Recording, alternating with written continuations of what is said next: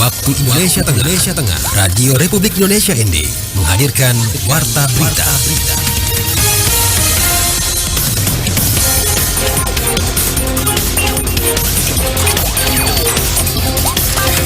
Selamat pagi saudara, Anda mendengarkan Warta Berita Daerah RRI ND edisi Kamis 17 Juli 2025 dengan Sari Berita. Gubernur NTT minta PLN terapkan teknologi terbaik dalam pembangunan proyek pembangkit listrik tenaga panas bumi PLTP Mataloko.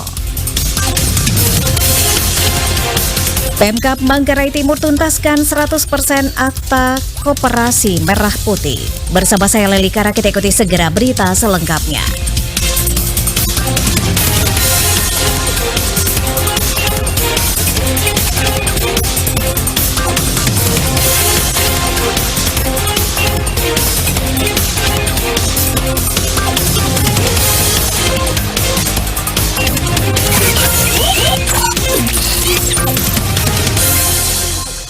Gubernur Nusa Tenggara Timur Melki Lakalena menegaskan sikap kritisnya terhadap proyek pembangkit listrik tenaga panas bumi PLTP Mataloko dan keberadaan proyek ini harus membawa manfaat nyata, bukan hanya dalam bentuk energi bersih tetapi juga tanggung jawab sosial dan keadilan bagi masyarakat lokal. Informasi ini selengkapnya disampaikan Ferry Soo.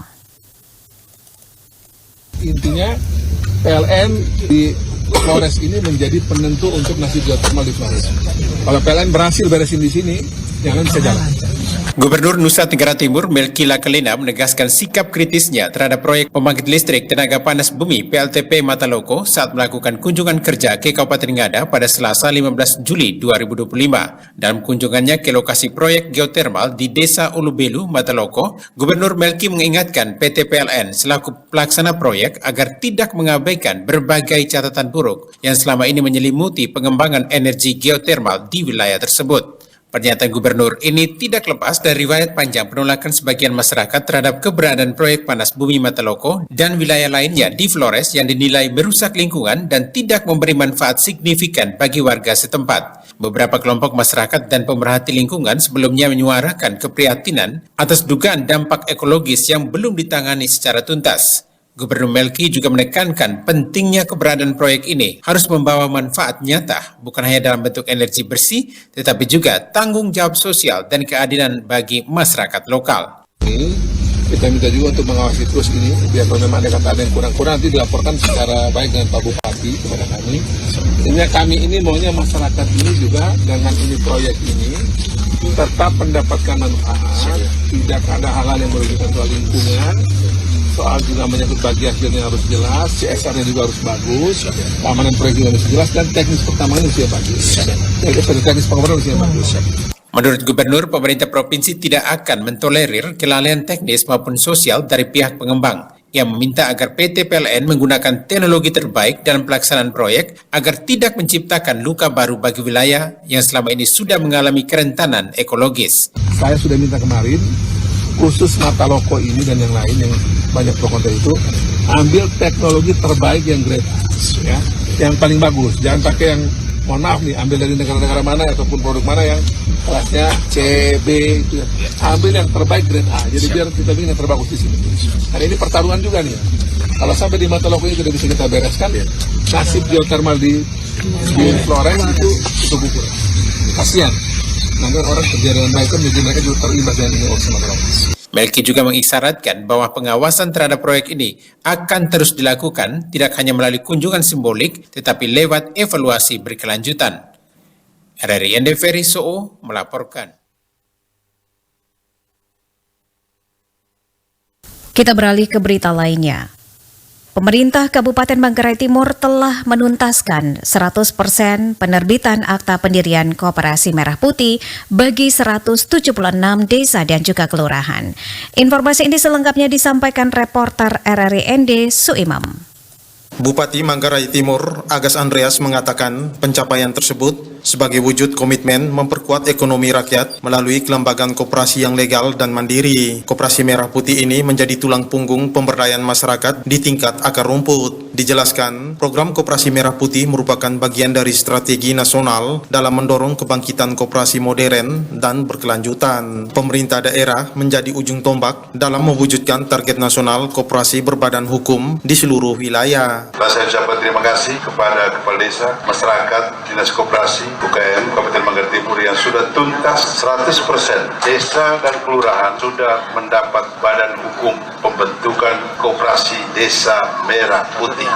Tugas kita mulai melaksanakan kegiatan. Karena ini program strategis nasionalnya Presiden Republik Indonesia yang juga dijabarkan dalam program strategis Kabupaten Manggarai Timur. Menurut Agas, Koperasi Merah Putih di Manggarai Timur dirancang agar sesuai dengan potensi lokal seperti pertanian, peternakan, dan pariwisata. Ia berharap koperasi menjadi alat produksi dan distribusi ekonomi yang adil, transparan, dan berorientasi pada kesejahteraan anggota. Ditambahkan, dengan tuntasnya akta pendirian, Kabupaten Manggarai Timur masuk dalam kategori daerah yang berhasil menjalankan program Koperasi Merah Putih secara optimal. Pemerintah pusat pun mengapresiasi langkah cepat dan terukur yang dilakukan pemerintah daerah. Anda sedang mendengarkan Warta Berita RRI ND. BPOM memberikan puluhan nomor izin edar produk UMKM di Manggarai Barat. Laporan selengkapnya disampaikan kontributor RRI ND Epi Wahab. Badan Pengawas Obat dan Makanan atau BPOM menyerahkan sebanyak 45 nomor izin edar produk bagi 45 usaha mikro kecil dan menengah atau UMKM di Manggarai Barat, Nusa Tenggara Timur yang telah memenuhi standar nasional bertempat di Aula Kantor Bupati Manggarai Barat. Kepala BPOM Taruna Ikrar mengatakan kegiatan ini sebagai wujud komitmen pihaknya mendukung program One Village One Product pemerintah Provinsi NTT yang dapat dijadikan sebagai percontohan bagi daerah lain di Indonesia. Tentu saya mau sampaikan kami bersama Pak Gubernur, Pak Melki, kita mau bicarakan bagaimana mengangkat UMKM itu dengan programnya Pak Gubernur yang disebut One Village One Product menjadi salah satu percontohan nasional. Oleh karena itu, Badan Pengawas Obat dan Makanan datang ke sini untuk mensupport itu dalam bentuk kegiatan penyerahan nomor izin edar. Hari ini, pagi ini kami menyerahkan ada 45 nomor izin edar. Berarti ada nomor 45 produk yang telah memenuhi standar nasional. Di kesempatan yang sama, Gubernur NTT Emmanuel Melkiades Lakalena mengatakan program One Village One Product ini menjadi suatu program yang diharapkan dapat memperkuat UMKM yang tentu akan berdampak pada kemajuan ekonomi. Diharapkan melalui program ini dan komitmen BPOM dengan memberikan 45 nomor izin edar kepada 45 produk UMKM dapat memperkuat hilirisasi di UMKM NTT, juga dapat menjadi percontohan nasional untuk membangun kekuatan ekonomi nasional melalui penguatan UMKM lokal. Dari Labuan Bajo, Epi Wahab melaporkan. Pemerintah Kabupaten Manggarai melalui Dinas Pertanian terus mendorong pengembangan kawasan pertumbuhan ekonomi baru di Waenaong, Kecamatan Cibal. Selengkapnya, Mario melaporkan. Pemerintah Kabupaten Manggarai melalui Dinas Pertanian terus mendorong pengembangan kawasan pertumbuhan ekonomi baru di Waenaong, Kecamatan Cibal. Kawasan ini memiliki potensi besar untuk menjadi pusat produksi pertanian dengan komoditas unggulan lainnya. Kepala Dinas Pertanian Kabupaten Manggarai, Ferdinandus Ampur, mengungkapkan bahwa intensitas transportasi berupa pekerjaan jalan tani dan optimalisasi jalan tani yang sudah ada akan dilakukan di beberapa desa di sekitar kawasan tersebut untuk memperlancar daya jangkau distribusi hasil pertanian sehingga diharapkan dapat meningkatkan produktivitas masyarakat di sekitar area tersebut. Pengembangan kawasan pertumbuhan baru Waenaong, tahun ini kita mulai dengan beberapa pekerjaan fisik. Pembukaan jalan tani, lalu peningkatan jalan tani yang sudah ada, dan pekerjaan irigasi. Untuk pekerjaan jalan tani itu tersebar di desa Lando, Barang, Pinggang, Rado, Gamese, Ladur, Perak, dan Langkas. Lalu irigasinya tersebar di Gamese, Riung, Pinggang, dan Rado. Ia menambahkan bahwa sebagian dari pekerjaan infrastruktur tersebut akan dikolaborasikan dengan aparatur para TNI melalui program TNI Manunggal Masuk Desa. Sebagian dari pekerjaan infrastruktur ini nanti akan dikerjasamakan dengan TNI. Pelaksanaannya dikerjasamakan dengan TNI melalui program TNI Manunggal Masuk Desa, TMMD, baik jalan tani maupun irigasi. Tak hanya infrastruktur, pengembangan kawasan Wainaung juga akan diimbangi dengan program hortikultura yang berjalan bersamaan dengan proyek infrastruktur. Di sektor perkebunan, fokus pengembangan akan diarahkan pada komoditas pisang dan tanaman kakao yang disesuaikan dengan kebutuhan masyarakat setempat dan juga perubahan iklim. Dan sekarang sedang dalam proses persiapan dokumen pengadaan dan kita harapkan bulan Juli akhir proses dokumen ini selesai sehingga pada akhir Juli ini juga sudah bisa dieksekusi di lapangan. Sedangkan program hortikultura itu akan beriringan bersamaan dengan proyek infrastruktur. Dan di sektor perkebunannya ada pengembangan pisang, ada pengembangan kakao. Akan tetapi untuk perkebunan ini menyesuaikan dengan kebiasaan masyarakat dan sesuai dengan iklim akan realisasikan terakhir pada bulan Oktober. Dukungan semua pihak sangat diharapkan untuk menyukseskan pengembangan kawasan tersebut demi meningkatkan kesejahteraan masyarakat dan perekonomian daerah. Dari Manggarai, Mario melaporkan. Dan pendengar, kita beralih ke berita selanjutnya. Hingga hari ini, warga di 3 desa terpencil di Kecamatan Dona, yakni Desa Nila, Kekasewa, dan juga Wolokota, masih terus merindukan akses transportasi yang aman dan juga layak. Selengkapnya, Lady Badin melaporkan. Tuh, kalau sudah melahirkan dari sana yang sakit ini, kalau malam sudah gelombang begini, ini mau bagaimana caranya? Harapan akan akses transportasi yang aman dan layak masih terus disuarakan oleh masyarakat di 3 desa di wilayah Kecamatan Dona, yakni Desa Nila, Kekasewa, dan Wolokota, yang hingga saat ini hanya menggunakan jalur laut sebagai satu-satunya akses keluar masuk desa. Namun jika memasuki musim barat dan tenggara seperti sekarang ini, gelombang tinggi membuat perjalanan mereka akan sangat berbahaya. Titus Tuka, tokoh masyarakat dari Dusun Leke, Desa Kekasewa, menggambarkan risiko besar yang harus mereka hadapi setiap harinya. Ini kami setengah mati ini Mbak. Kelihatan dengan situasi sekarang ini tidak bisa untuk apa. Karena sekarang kalau bulan 7, 8, 9, ini batunya licin dan lumpurnya tumbuh sehingga berbahaya sekali. Apalagi kalau kita loncat di kita juga orang dari kecil dari pelaut juga, tapi dengan keadaan seperti begini agak susah. Kalau kita meloncat di pinggir begini ini, kalau kena hancur kita. Tuh, kalau sudah melahirkan dari sana yang sakit ini, kalau malam sudah gelombang begini ini mau bagaimana caranya? Terpaksa jalan satu-satunya ya kita hanya nunggu yang Maha Kuasa. Kalau memang sudah dipanggil ya. Dirinya berharap mewakili masyarakat di 3 desa tersebut, pemerintah Kabupaten Ende bisa mendengar jeritan mereka. Dirinya juga mengungkapkan tidak perlu muluk, cukup dengan menyediakan dermaga kecil sebagai tempat sandar yang aman dan penghubung sederhana menuju hidup yang lebih layak. Harapan kami supaya dari pemerintah itu supaya berjuang, termasuk dari ini Bapak Bupati, itu yang kami harapkan. Di dana setiap tahun, kalau memang bisa, kami harapkan dana untuk desa ini nih, desa harus berjuang untuk ke Bapak Bupati dan kita jangan berharap pada pemerintah. Kalau kita nunggu pemerintah dengan dana yang ada, pemerintah ini bukan hanya satu daerah saja ya. Kalau bisa berani ke Bapak Bupati minta bantuan, pasti akan terjadi. Ada dari pemerintah bantuan ya, bila perlu dari Kekasewa sana tuh bisa ada seperti bukan pelabuhan tapi seperti dermaga kecil begitulah. Masyarakat bisa kalau ada gelombang seperti begini mereka bisa cepat untuk komunikasi buang apa barang-barang ke darat. Ya lebih aman. Di tengah keterbatasan, masyarakat 3 desa ini terus bertahan saat sakit, saat darurat, lautan bergelombang dan karang tajam menjadi tantangan yang tak bisa mereka tolak. Mereka hanya bisa berharap dermaga impian itu bukan sekedar angan tetapi akan menjadi nyata. RRI Ende, Lady Badin melaporkan. Anak muda kampung Wairua, Desa Manubara, keluhkan kesulitan mengakses jaringan internet. Selengkapnya Nikolaus Makumeli melaporkan. Keluhan terkait kesulitan jaringan internet dalam mengakses informasi maupun dalam aktivitas perekonomian disampaikan salah satu anak muda kampung Wairua kepada RRI beberapa waktu lalu. Rival Sebo, mewakili anak muda kampung Wairua, Kecamatan Inirie, Kabupaten Ngada, menuturkan bahwa hingga saat ini sebagian warga kesulitan dalam mengakses informasi maupun untuk berkomunikasi yang membutuhkan jaringan internet. Dirinya sangat mengharapkan kepada pemerintah maupun pihak terkait agar dapat memperhatikan kebutuhan serta kesulitan yang dihadapi oleh masyarakat, termasuk di dalamnya jaringan internet yang saat ini sangat dibutuhkan oleh masyarakat. Saya mewakili kaum muda Kampung Varua, Kecamatan Inerie, Kabupaten Ngada. Kami mohon kepada pemerintah untuk mengatasi salah satu masalah yang dihadapi oleh masyarakat di sini Varua, yaitu sinyal. Di wilayah kampung kami susah dapat sinyal sehingga sangat susah bagi kami untuk menyampaikan informasi maupun mendapatkan informasi, juga kesulitan dalam aktivitas ekonomi. Jadi kami harapkan kepada pemerintah untuk memperhatikan kami di Kampung Varua, Kecamatan Inerie, Kabupaten Ngada.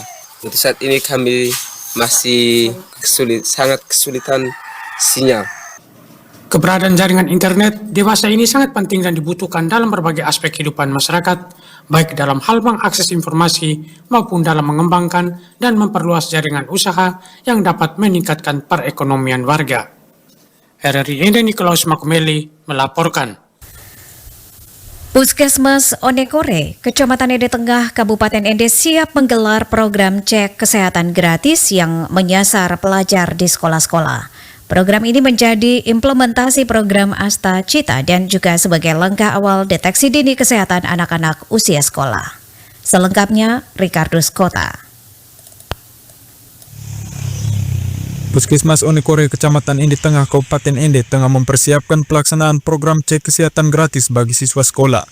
Program ini akan menyasar sekolah-sekolah di Kelurahan Onekore dan Popire dan direncanakan mulai dalam beberapa minggu ke depan.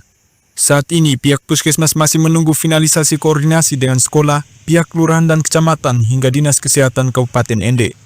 Kepala Puskesmas Onekore, Dr. Florentinus Hendriarto menjelaskan, kegiatan ini bertujuan meningkatkan kesadaran akan pentingnya deteksi dini kondisi kesehatan di lingkungan sekolah.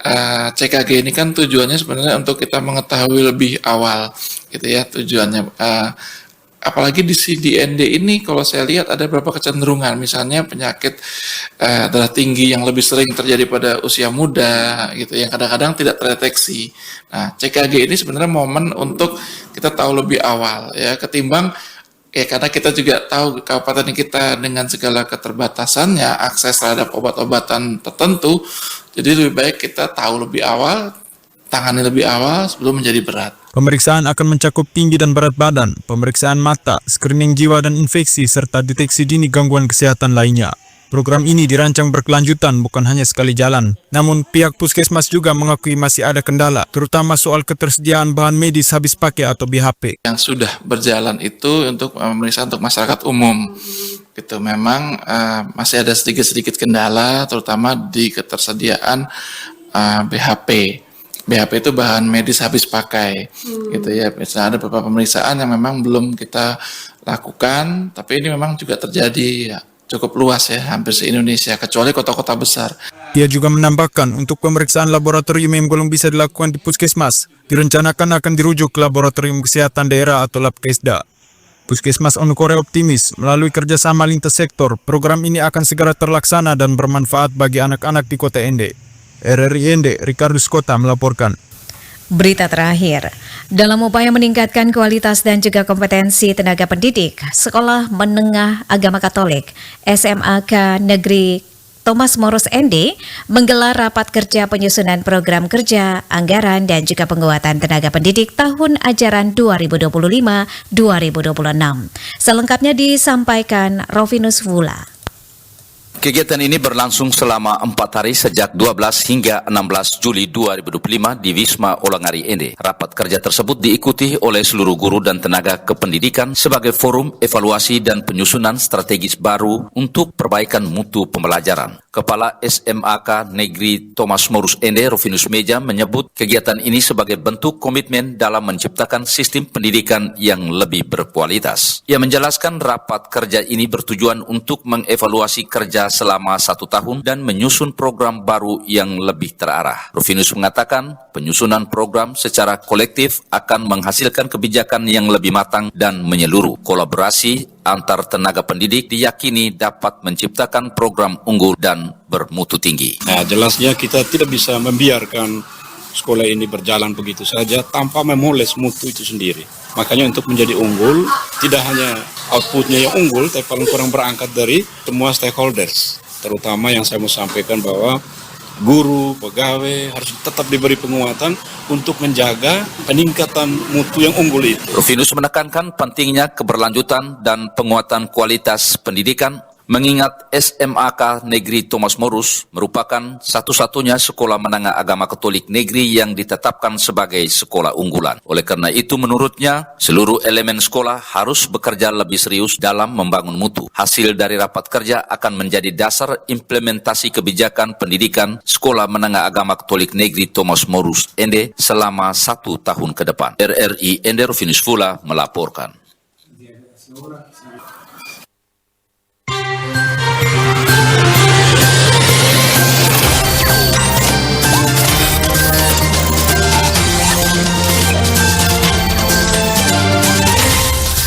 Terima kasih Anda telah mengikuti Warta Berita RRI ND.